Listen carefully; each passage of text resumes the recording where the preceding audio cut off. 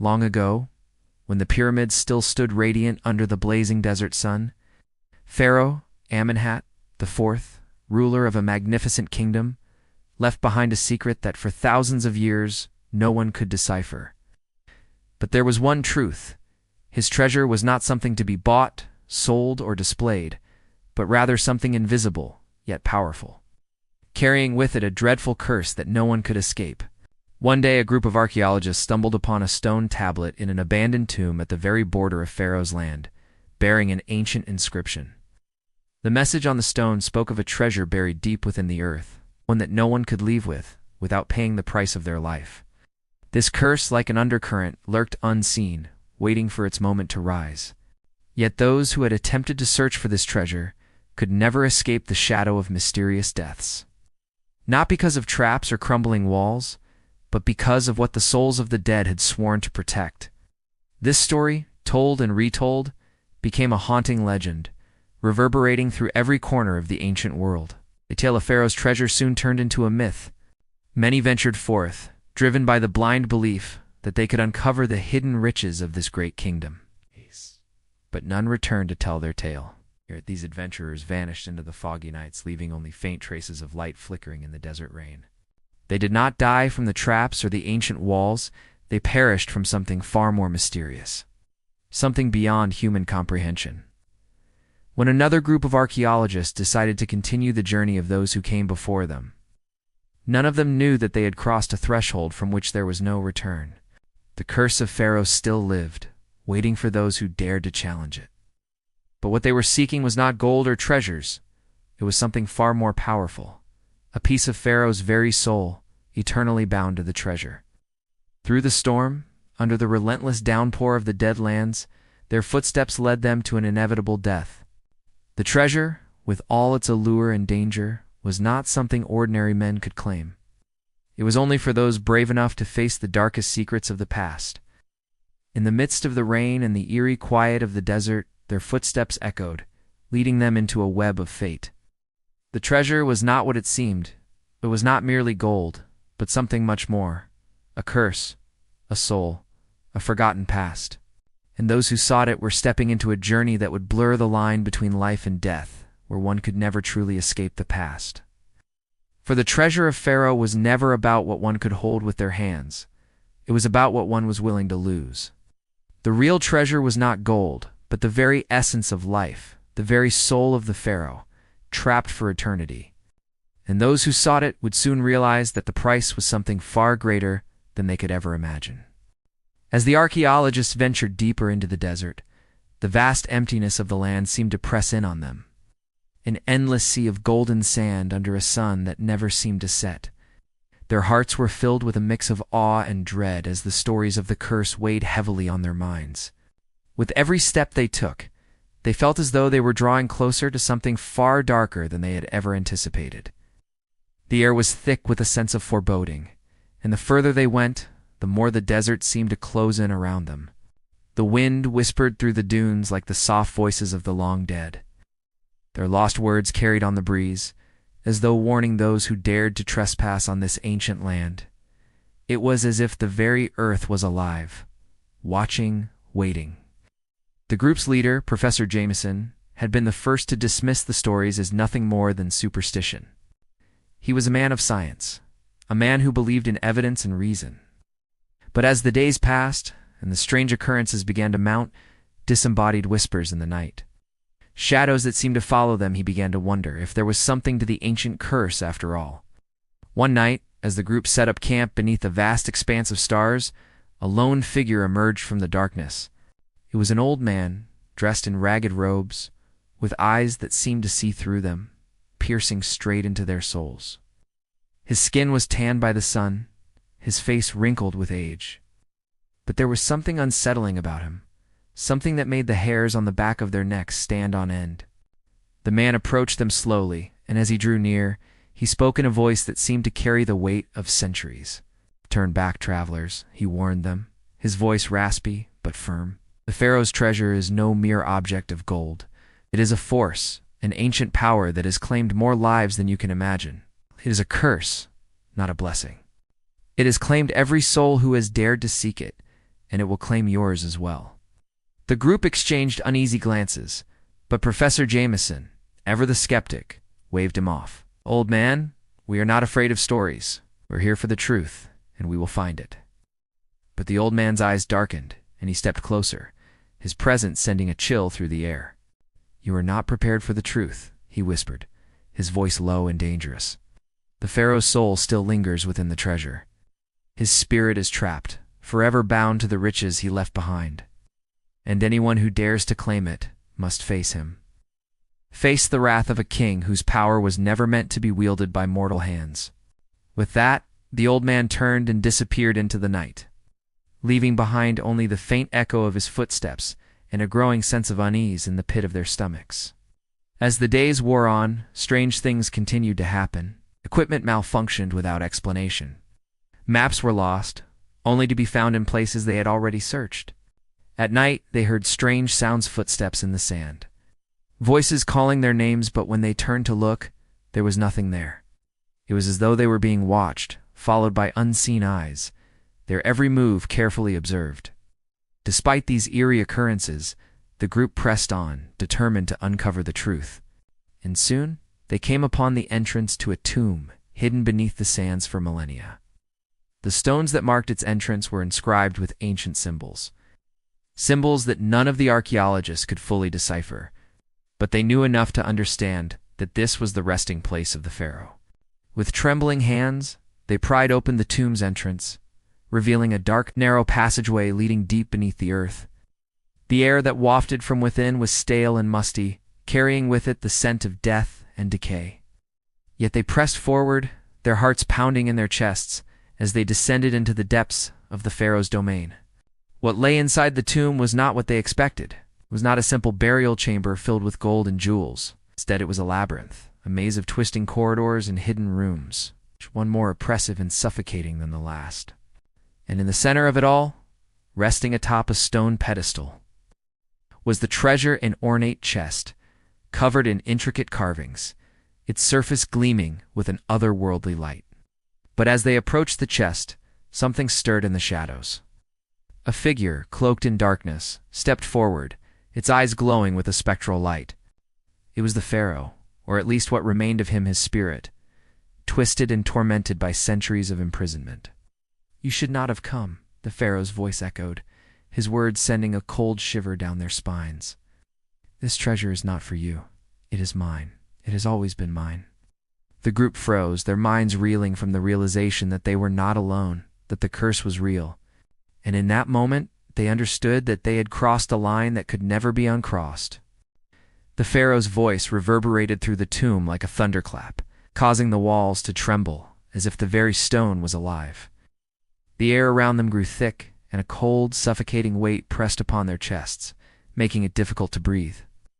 The light from their torches flickered erratically, casting eerie, dancing shadows on the walls, as though the very darkness had a life of its own. Professor Jameson, still clinging to his disbelief, took a step forward, his voice shaky but defiant. "This is madness," he muttered. "It's not possible. This is some sort of trick, a hallucination brought on by the heat and exhaustion. The treasure is real, and we will take it." But before he could take another step, the pharaoh's figure moved, its presence more terrifying than any creature they had ever encountered. His eyes burned with an unnatural fire, and as he stepped into the dim light, the group saw him clearly for the first time.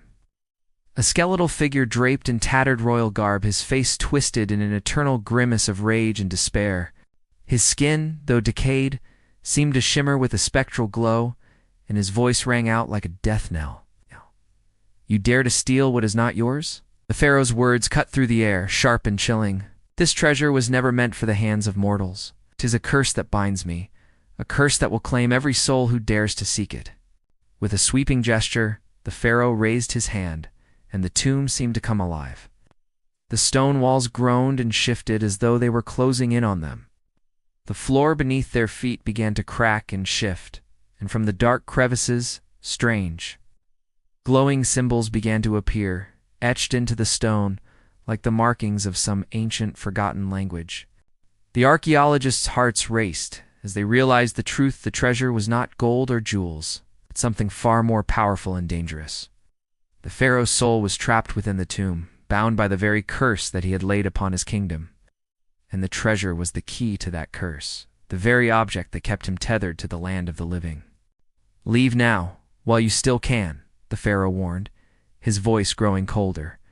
"You cannot escape this place. Once you touch the treasure, you will be bound to it, and your souls will never rest." But Jameson, consumed by his desire for glory, ignored the warning and moved toward the chest. His hands trembled as they brushed against its surface, the intricate carvings feeling cold to the touch, as though the chest itself was alive. The moment his fingers made contact, a sharp, piercing cry rang out, echoing throughout the tomb. The air grew colder, and a dark energy surged through the room, causing the walls to shake violently. The ground beneath them cracked open, and from the abyss emerged a wave of dark, swirling energy, a torrent of shadows that seemed to pulse with a malevolent force. The pharaoh's figure began to disintegrate, his skeletal form crumbling into dust, leaving behind only a dark, swirling vortex where his body once stood. "You have doomed yourselves," the pharaoh's voice echoed one last time, his words now a mere whisper, carried by the winds of darkness. "This treasure is not mine to give. It belongs to the land, to the gods. And now you will join me in eternal suffering." As the vortex of shadows expanded, the archaeologists realized the terrifying truth: they had unleashed something far beyond their understanding. The treasure, the chest, was not simply an object of wealth, but a conduit to a realm of darkness and torment. A realm where the souls of the damned were trapped for eternity. And now they were part of that curse. In the chaos that followed, the archaeologists scrambled to escape, but the tomb had transformed into a labyrinth of shifting walls and corridors, all leading them deeper into the darkness.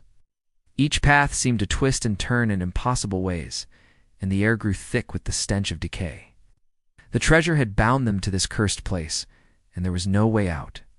One by one, the members of the group began to fall, their bodies consumed by the dark forces that the pharaoh had unleashed. Some were pulled into the shadows, vanishing without a trace. Others were driven mad by the whispers that filled their minds, their sanity unraveling as they were consumed by the darkness. And all the while, the treasure remained, its eerie glow casting an unholy light on the tomb, a constant reminder of the curse that had been set in motion.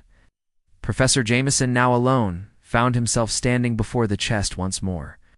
He had lost everything: his colleagues, his sense of purpose, his very mind. The chest beckoned to him, its glow growing brighter with each passing moment. He reached out a trembling hand, his fingers brushing the surface once more. And then, with a final deafening roar, the tomb erupted in a blast of light and sound. The walls collapsed, the floor cracked open, and the pharaoh's curse consumed everything in its path. The tomb was silent now, save for the distant echoes of the destruction that had consumed the once sacred space. The shadows of the archaeologists lingered in the air, their forms now mere whispers of what they once world souls trapped between worlds, neither alive nor truly dead. The pharaoh's curse had done its work. The treasure had claimed them, just as it had claimed those before them. But in the endless dark, there was no rest. The souls of the cursed roamed the empty corridors of the tomb, their spirits bound to the treasure they had sought, doomed to wander in an eternal, unyielding limbo. Professor Jameson was among them. His body, now nothing more than a shadowy figure, floated aimlessly through the labyrinth of forgotten halls. He could no longer remember his name, his purpose, or the faces of those who had once been his colleagues. All that remained was a sense of regret, a deep gnawing emptiness that echoed in the hollow space of his being. He had come seeking glory, seeking fame, seeking the knowledge that had been hidden for centuries. But now, as he drifted through the endless corridors, he understood that what he had found was far darker than he could ever have imagined. The treasure had never been about wealth or knowledge. It was a prison, a trap designed to keep the souls of the dead from ever finding peace. And now, it had become his prison too. As Jameson wandered, he began to hear the voices of the others. They were faint at first, barely more than whispers, but soon they grew louder. They were the voices of the lost souls, the ones who had come before him. Each voice carried a different tone. Some were filled with fear, others with anger, but all were filled with regret. "We should have listened," one voice whispered. "We should have left when we had the chance." "Foolish," another voice echoed. "We thought we could take it all, but we were never meant to have it." Their words were like daggers, piercing through his soul, driving the point deeper with every passing moment. Jameson wanted to scream, to cry out for help, but he knew it was pointless. No one would hear him. He was trapped in this endless dark, forever bound to the curse. And yet, as he continued to float through the labyrinth, he noticed something strange. There in the distance a faint light flickered. It was not the glow of the treasure, but a soft, ethereal glow, a beacon of hope, perhaps. Jameson felt an inexplicable pull toward it, as if his very being was drawn to that light. With what little strength remained, he moved toward the light, his shadowy form gliding across the cold stone floor. As he drew closer, the light grew brighter, illuminating the walls with an otherworldly radiance. And then he saw Itador, standing at the end of the hallway, bathed in the gentle glow. For a moment, Jameson hesitated. He knew better than to trust anything in this cursed place. But the light called to him, and his mind, once sharp and logical, had now been dulled by the years of torment. He reached out, his hand trembling, and pushed the door open. What lay beyond was not another room or corridor, but a vast open space, an ethereal realm that stretched out into eternity. It was a place of both beauty and horror, a place where the laws of time and space seemed to bend and break. In the distance, he could see shapes, figures, moving like shadows, their forms flickering in and out of existence. "Where am I?" Jameson whispered, his voice barely audible in the stillness. "You are in the realm of the lost," a voice answered, echoing from the shadows. "This is the place where all those who seek the Pharaoh's treasure are doomed to wander. The curse has no end here, no escape. You will never leave." Jameson turned to see the source of the voice. Standing before him was a figure, an ancient, withered man, his face hidden beneath a dark hood. His form seemed to shimmer and shift, as though he were not entirely real. I don't understand," Jameson stammered. "What is this place? Why am I here?" The figure stepped forward, his presence imposing, yet strangely calm. "This is the land between life and death," the figure explained. "It is a place where the souls of those who disturb the Pharaoh's curse are trapped. You have crossed the threshold, and now you are bound to this place. There is no return for you." A dud, but why?" Jameson begged. "We were just trying to find the truth. The treasure. We only wanted to understand it." The figure shook his head, his voice sorrowful. "Understanding comes at a cost," he said. "The Pharaoh's treasure is not meant to be understood. It was never meant to be found. It is the key to a power far greater than any mortal could control, and now you must pay the price for your folly." Jameson's heart sank as the weight of his actions finally hit him. He had wanted to uncover the past, to find glory, to make a name for himself. But in doing so, he had unleashed a curse that had claimed him and all his colleagues. They were now nothing more than lost souls, doomed to wander in this eternal void. "You have joined the ranks of the forgotten," the figure continued. "You will never know peace. Your souls will be bound here forever, a part of the Pharaoh's eternal kingdom." The figure's words seemed to echo endlessly in Jameson's mind. There was no escape, no redemption. He had sought knowledge, but instead had found only darkness. "Is there no way out?" Jameson asked, his voice barely a whisper. The figure's eyes glowed with a faint, sad light. "Only one thing can break the curse," he said. "But it is a sacrifice none are willing to make." Jameson's mind raced as he tried to understand. What sacrifice? What price would he have to pay to escape this nightmare? The figure turned, his form beginning to fade into the shadows.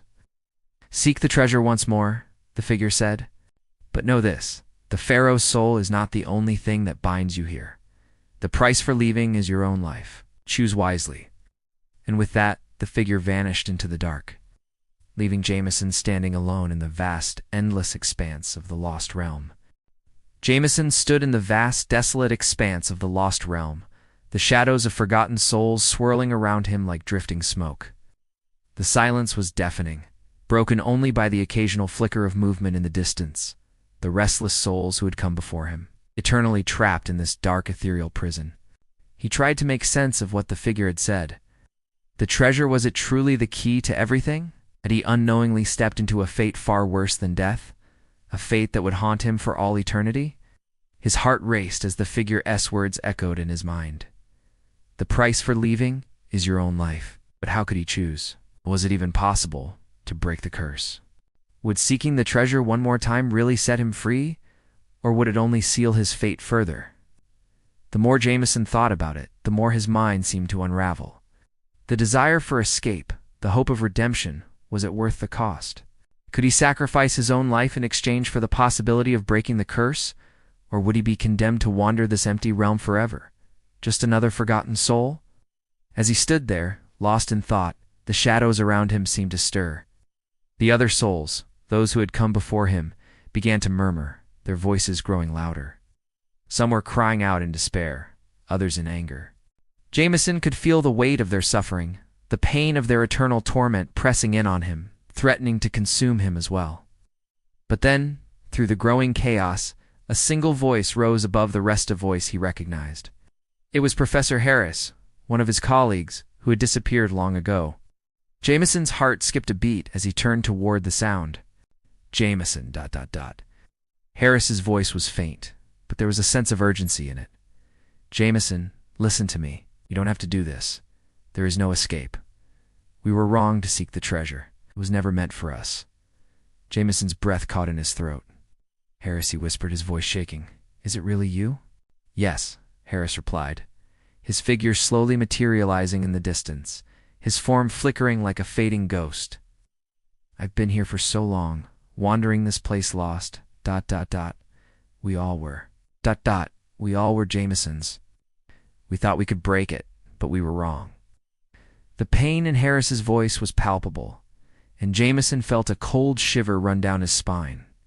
He had heard rumors, whispers of the others who had disappeared, but to see one of his colleagues here trapped, just as he was something he could barely comprehend. Harris, there has to be a way out. The figure ... He said there was a choice. That the treasure is not what you think, Harris interrupted, his voice growing faint. It is the anchor that keeps us here. It's not just a chest of gold. It's the key to the Pharaoh's soul, and to the curse that binds us all. If you seek it again, you will become like us, another soul lost in the endless dark. But if I don't seek it, will I be trapped forever? Jameson asked, his voice breaking. What do I do? What am I supposed to do? Harris's form flickered again, his eyes filled with sorrow and regret. I don't know, Jameson, he whispered, his voice growing weaker. I don't know. But I can tell you this. The curse cannot be broken by force. It can only be undone through sacrifice, through letting go. There is no victory in the treasure, only more pain. And with that, Harris faded away, his voice trailing off into the silence of the realm. Jameson was left alone again, standing on the edge of an abyss, facing a decision that could determine his fate. As the last remnants of Harris's words echoed in his mind, Jameson felt a surge of clarity, a flicker of understanding. The treasure was never meant to be taken. It was a test one that he and the others had failed. Pharaoh had left it behind not as a prize but as a curse, a way to trap the greedy and the foolish, to bind them to the darkness forever. The only way to break free was to let go of the desire for glory, for power, for the treasure itself. But could he do that? Could he truly forsake everything he had fought for, everything he had hoped for, and embrace the unknown? Jameson closed his eyes, the weight of the decision pressing down on him. He could feel the eyes of the other lost souls upon him, their sorrowful gazes urging him to make the right choice. The treasure had brought them all here. The curse had claimed them all. It was time to stop fighting, to stop seeking, and to finally let the past go. He took a deep breath, steadying himself. He knew what he had to do. The treasure had no power over him unless he allowed it to. And he would not allow it to destroy him, as it had destroyed so many others. Jameson turned away from the path that led back to the treasure and began to walk, his steps slow but steady. The darkness seemed to close in around him, but he didn't look back. He didn't need to. The curse was not his to break. It was time to let go. And as he walked into the endless dark, he felt something shift within him. A weight lifted from his shoulders, and for the first time since he had entered the tomb, he felt a sense of peace. Maybe, just maybe, there was a way out of this place after all. Jameson's footsteps echoed in the hollow silence of the lost realm, the very air seeming to bend and ripple with the weight of the choices he had made. The darkness was thick, almost suffocating, but with every step he took, something began to change. The oppressive weight that had once crushed his chest, the despair that had hung over him like a storm cloud, slowly began to lift. As he moved forward, he could feel the presence of the other lost souls, those who had fallen before him, still watching, still waiting. They were the remnants of those who had sought the Pharaoh's treasure and had been swallowed by the curse. But now, their gazes were not filled with malice or sorrow. Instead, there was a flicker of something else, hope, perhaps. For the first time since he had entered this cursed land, Jameson felt a glimmer of something more powerful than fear. It was the sense of release, the sense that the treasure was no longer his to claim. The struggle for glory and knowledge was behind him. He had chosen a different path, one that led away from the curse, away from the treasure, and toward something he had never before considered: redemption. The path was not easy. The darkness seemed to grow thicker as he walked, the walls of the realm closing in on him. Yet, with each step, the oppressive weight of the curse grew lighter, as though the realm itself was beginning to acknowledge his decision. The whispers of the lost souls faded into the distance, their voices replaced by a profound silence that seemed to welcome him, to guide him. But then, something shifted. At the farthest edge of the realm, a faint light began to flicker. It was a pale, ethereal glow, unlike anything Jameson had seen before. It was not the treasure's cursed light, nor the dark energy that had consumed him before it. It was pure, untainted. Like the first ray of sunlight breaking through an endless storm, it felt an inexplicable pull toward it. His body, though no longer bound by the curse, still seemed drawn to the light, as though it were the answer to everything he had sought. The mysteries of the Pharaoh, the treasure, the curse of it, seemed to fade in comparison to this gentle light. Without thinking, he began to move toward it, his steps becoming faster, more certain. The air around him seemed to change, becoming fresher, lighter, as if the very essence of the realm was shifting in response to his decision. The shadows no longer pressed in on him. Instead, they seemed to recede, fading away like a bad dream in the morning light. As he reached the source of the glow, he saw an open doorway, framed by a soft, golden light. Beyond it lay a vast, endless expanse, not of darkness, but of light, a realm filled with a sense of peace and serenity that Jameson could hardly comprehend. It was as if he had crossed the threshold between life and death, into a place where time no longer mattered, where the soul could finally rest. In that moment, he understood. The treasure, the curse, the Pharaoh was all a test. The realm, the lost souls, the endless torment, it had all been a trial, a way to measure the worth of a soul. In Jameson, by choosing to release his desire for the treasure, by choosing to let go of the past and embrace peace, had passed that test. As he stood before the doorway, the figure of Harris appeared once more. His form now solid and clear, no longer flickering like a fading ghost. "You've done it," Harris said, his voice filled with awe and relief. "You've chosen the right path." Jameson nodded, the weight of his decision finally sinking in. "I don't know how," he said, his voice shaky but strong, "but I've let go. I can't keep seeking things that aren't meant for me. The treasure, the glory, it's not worth what it costs." Harris smiled a soft, knowing smile. "You've learned the hardest lesson. Letting go is the key to freedom. Now you are free." With those final words, Harris slowly faded away, his form dissolving into the light. Jameson took a deep breath and stepped forward, crossing the threshold of the glowing doorway. As he passed through, he felt an overwhelming sense of peace wash over him. The dark realm behind him faded into nothingness, and ahead of him lay only light. No more torment, no more suffering, just peace. And in that moment, Jameson understood that freedom was not found in the treasure, nor in the quest for knowledge or power. It was found in the release of desire, the letting go of the past, and the acceptance of what is. He had found redemption, not through the Pharaoh's treasure, but through his own choices. The doorway closed behind him, and Jameson was finally at rest.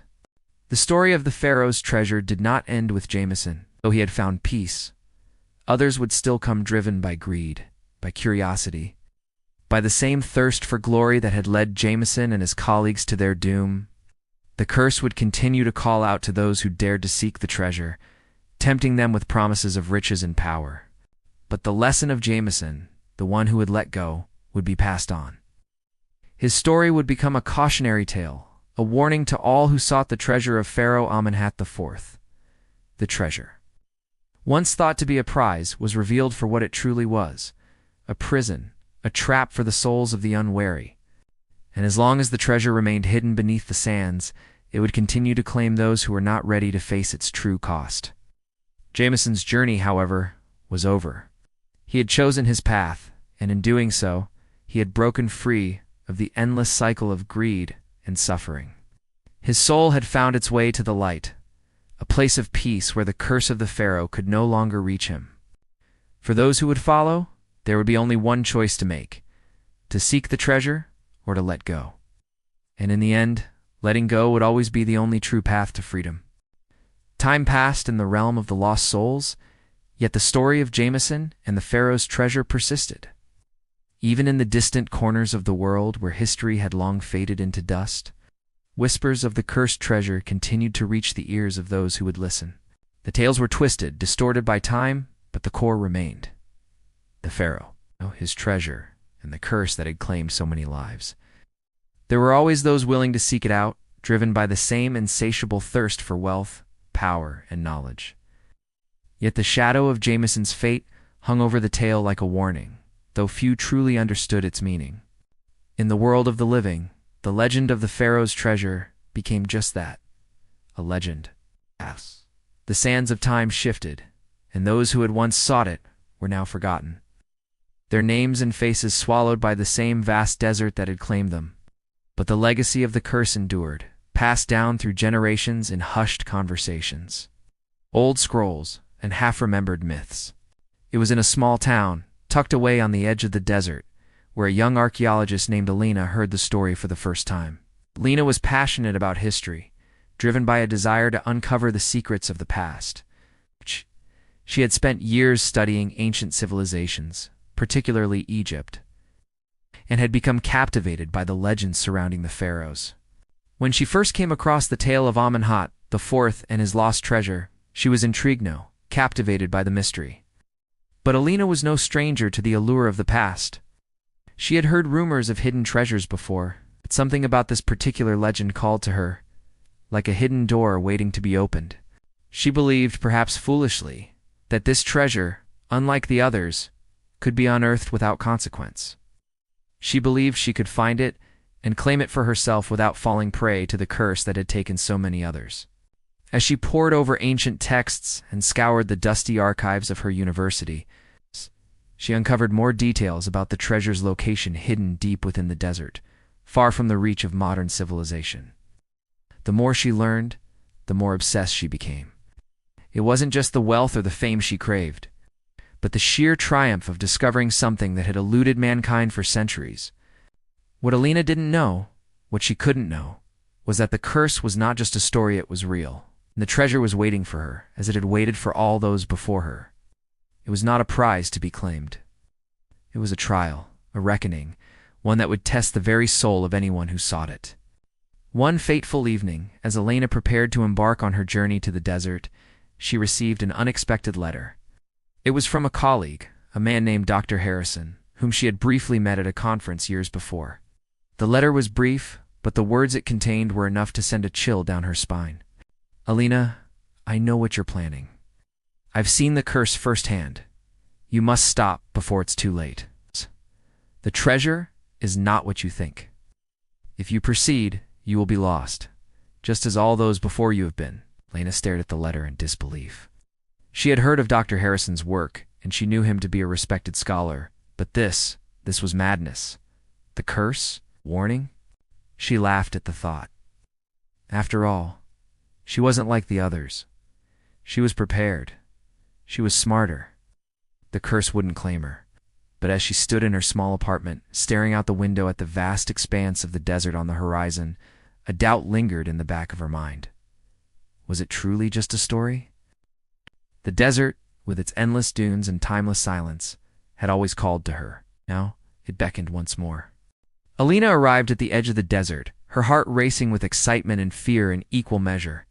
She had hired a local guide, a quiet man named Omar, who had lived his entire life near the desert's edge. He had heard the stories too, but like most, he had dismissed them as just that, stories. As long as the gold was real, as long as the treasure could be found, he was willing to guide Alina, no questions asked.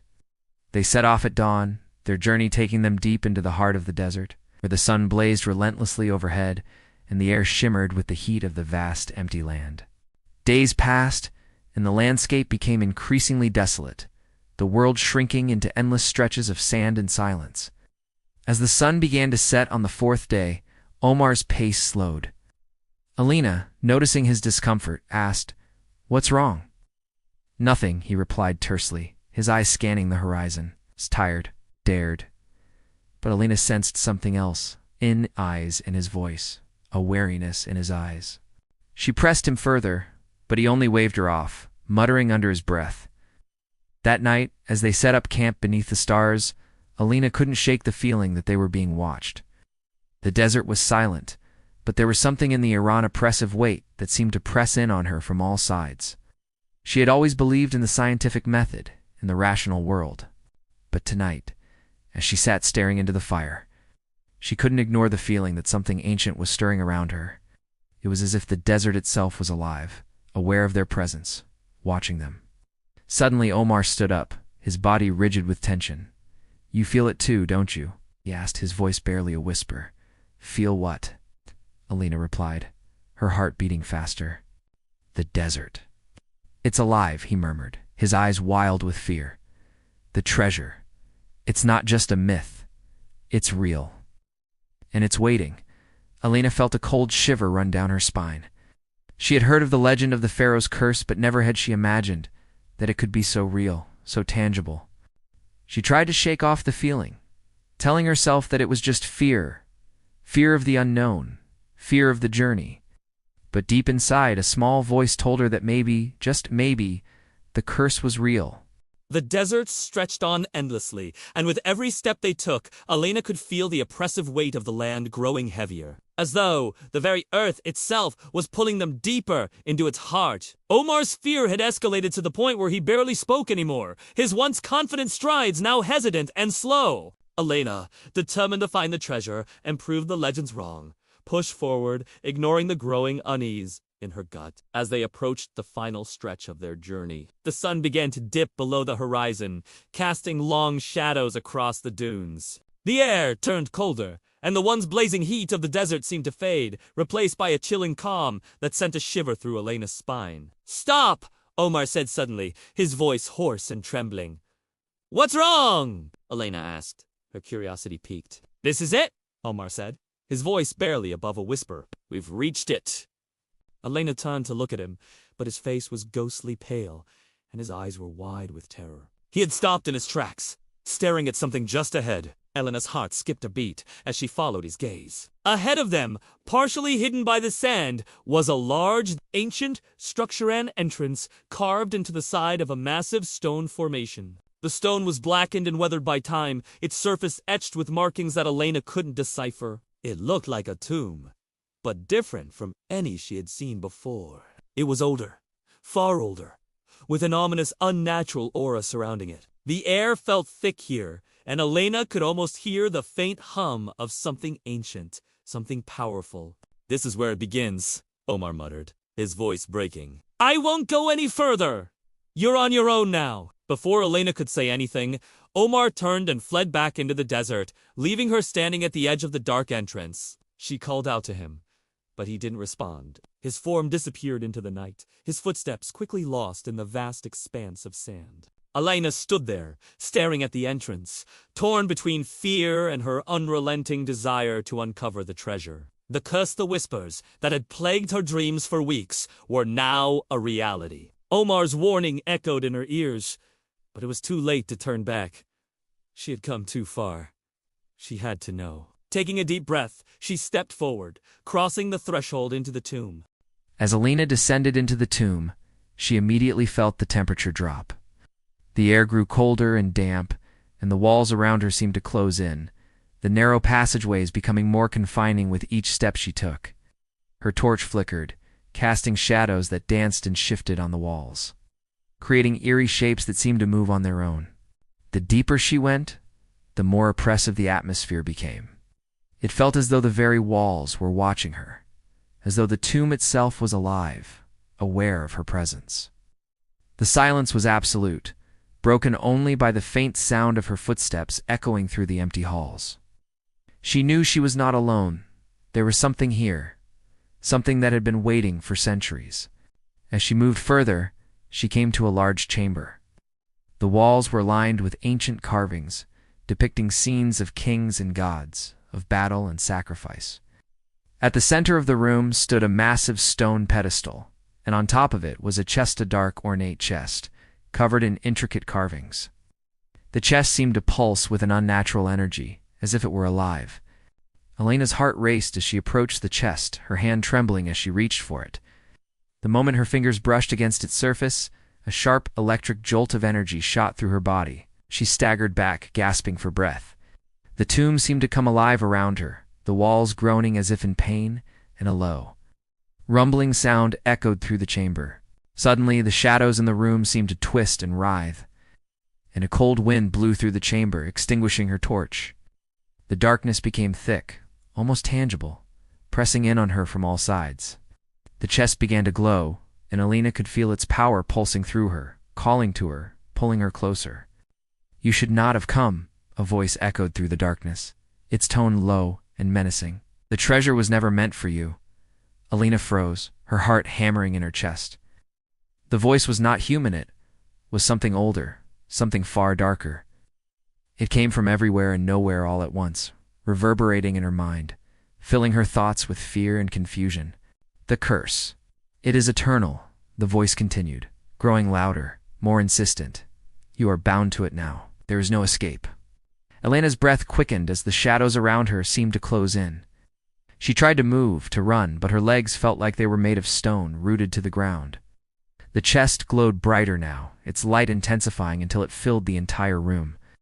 The shadows writhed and coiled, pulling at her, dragging her toward the chest. "You have disturbed what should never have been disturbed," the voice said, its tone darkening. "And now you will pay the price." In that moment, Alina realized the truth. There was no treasure. The chest was not a prize to be claimed, but a prison to hold something far more dangerous than gold. It was the key to the curse, the anchor that held the Pharaoh's spirit and the souls of those who had sought the treasure. And now, Alina had become one of them, trapped in the tomb, forever bound to the curse. Her vision blurred as the shadows enveloped her, and the last thing she heard was the whisper of the Pharaoh's voice in her ear. Alina's fate was sealed, just as those before her had been. Her soul, like the others, was trapped within the tomb, bound to the Pharaoh's treasure for all eternity. She wandered the halls, lost in the darkness, her mind unraveling as she became just another lost soul, another whisper in the wind. The cycle had repeated countless times. Each soul that sought the treasure, each soul that dared to disturb the Pharaoh's resting place, was pulled into the curse, doomed to wander the labyrinthine halls forever. The treasure, if it could even be called that, was not a prize. It was a trap, a test, a final reckoning for those who sought what was never meant to be found. And so, Elena's story became part of the legend. A cautionary tale whispered among those who still dared to dream of finding the Pharaoh's lost treasure. The tomb remained, waiting for the next foolhardy soul to enter, to claim the treasure.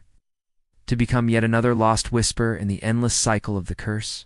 The Pharaoh's spirit, bound to the treasure for all eternity, watched over it, guarding it from those who would seek it. And the treasure, the chest that had once promised wealth and power, became nothing more than a prison for those who dared to believe that they could defy the curse. As the years passed, the stories continued, and the desert winds carried with them the whispers of the lost souls, whispers that would never fade. As long as the tomb remained, the treasure buried deep beneath the sands continued to wait, forever watching, forever calling to those who were foolish enough to listen. Centuries passed, and the desert continued to shift, swallowing entire histories in its sands.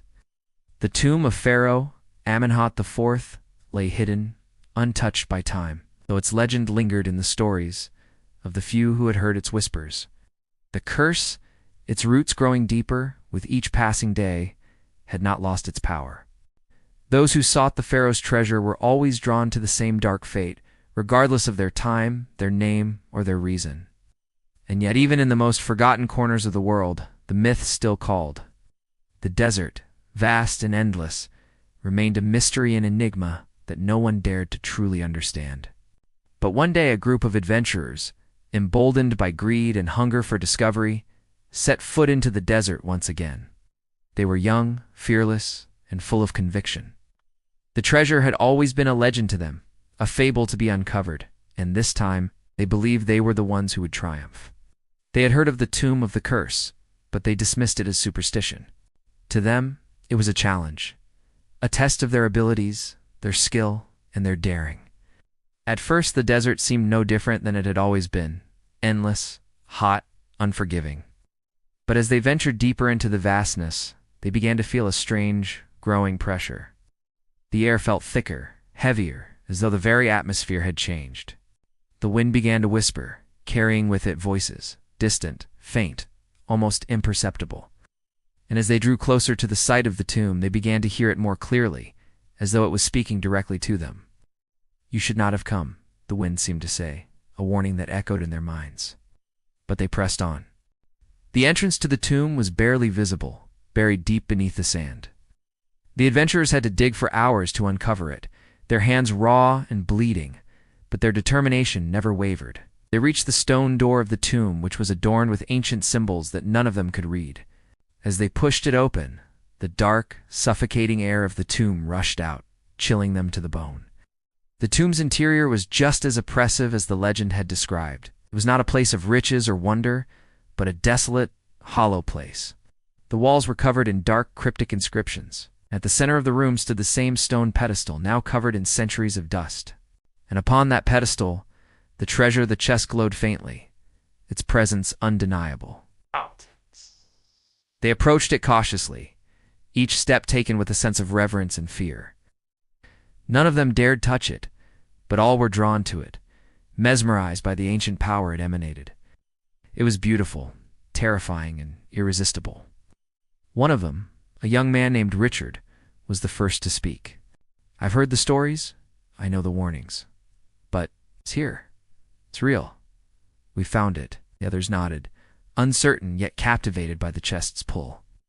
As Richard moved closer, his hand trembling, he reached out toward the chest. "No," whispered one of the other adventurers, a woman named Maria. "Don't touch it. We don't know what it is. It's dangerous." But it was too late. Richard's fingers brushed against the chest, and in that moment, the tomb seemed to come alive. The walls shuddered, the air grew thick with an unnatural energy, and a low growl reverberated through the chamber. The chest glowed brighter, its light blinding, and the ground beneath them cracked open, sending them all sprawling to the floor. The whispers grew louder, more frantic, until they became a deafening roar. The spirits of the lost souls, those who had been claimed by the curse, began to manifest, their twisted forms emerging from the shadows, their eyes burning with anger and torment. "You should never have disturbed us," a voice boomed, its deep, malevolent tone echoing through the tomb. "You are now ours, just as they were. Welcome to your eternity." Adventurers tried to flee, but the tomb seemed to shift around them. The walls closed in, the air grew colder, and the ground seemed to pull them toward the chest. The curse had claimed them, just as it had claimed everyone before them. As Richard and the others were consumed by the darkness, the chest's glow faded, returning to its cold, lifeless state. The tomb was silent once more, the cursed treasure waiting for the next soul foolish enough to seek it. And so, the cycle continued. The tomb remained, hidden beneath the sands of time, its curse waiting for the next adventurer, the next seeker of glory. The pharaoh's treasure now, an eternal trap, remained a prisoner to the curse, and all who sought it would fall into the same fate. Jameson's story, Elena's story. Richard's story, they were all just whispers in the wind, lost echoes of those who dared to disturb what should have remained undisturbed. The pharaoh's soul remained trapped in the chest, his restless spirit bound to the treasure for all eternity. And in the darkness, the shadows of the lost souls continued to wander, forever seeking redemption, forever bound to the tomb.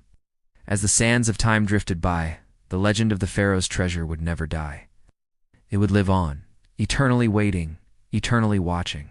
For as long as the desert stood, so too would the curse remain undisturbed, yet always seeking, always waiting for the next foolhardy soul to come. And thus the story of the pharaoh's treasure and the curse that bound it came to an end. Or perhaps it simply began again.